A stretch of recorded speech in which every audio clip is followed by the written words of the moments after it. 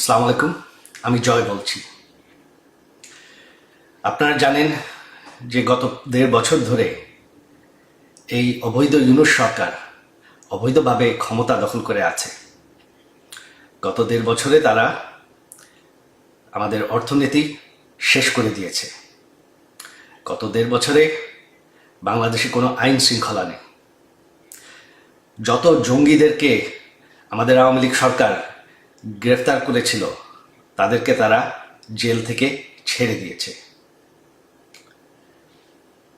স্বাধীনতার চেতনা তারা চেষ্টা করে মুছে ফেলছে, বাংলাদেশের ইতিহাস মুছে ফেলছে।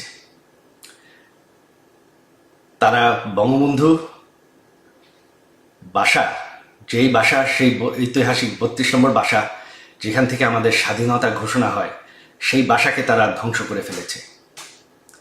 আর সবশেষে তারা এখন জামাতি রাজাকারদের হাতে দেশটাকে তুলে ধরার চেষ্টা করছে। এখন রাজাকাররাই ক্ষমতায়। এখন তারা চেষ্টা করছে বঙ্গবন্ধুর কন্যা প্রধানমন্ত্রী শেখ হাসিনাকে বিরুদ্ধে অবৈধভাবে আইন বদলায়, মিথ্যা মামলায় গায়ের জোরে সাজা দিতে। তাতে কোনো লাভ হবে না। তবে আমাদের দেশের ভবিষ্যৎ এখন অনিশ্চিত। দেশটাকে রক্ষা করতে হবে।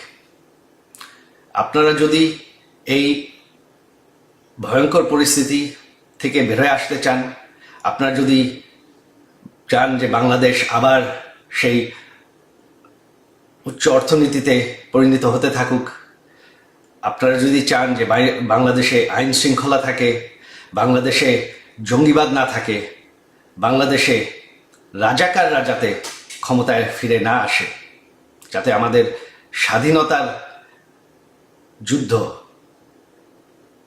সেটা যাতে মুছে না ফেলা হয়, তাহলে আপনাদের এখন দাঁড়াতে হবে।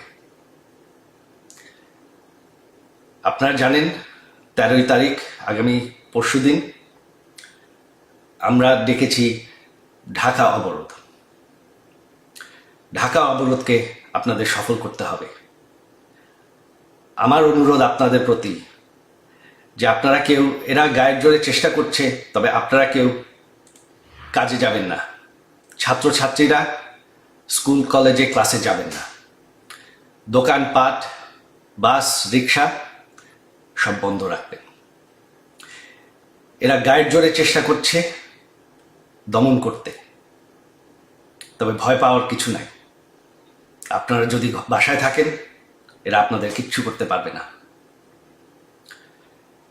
দেশটাকে বাঁচানোর জন্য এটাই এখন পথ।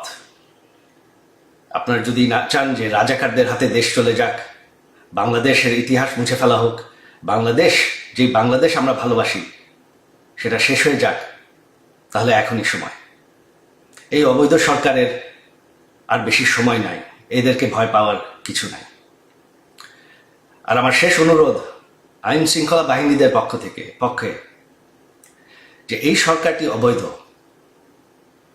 সম্পূর্ণভাবে অবৈধ। তারা, এই সন্ত্রাসীরা পুলিশকে হত্যা করেছে, আইন শৃঙ্খলা বাহিনীকে হত্যা করেছে, আপনাদের ভাইদেরকে হত্যা করেছে। তাদের কোনো বিচার করতে দেয়নি।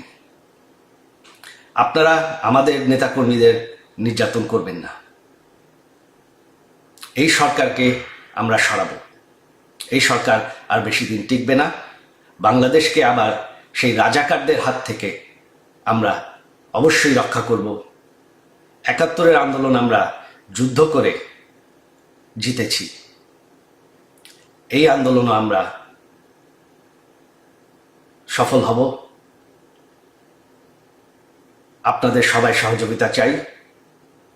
আমাদের এক হয়ে দাঁড়াতে হবে বাংলাদেশকে বাঁচানোর জন্য।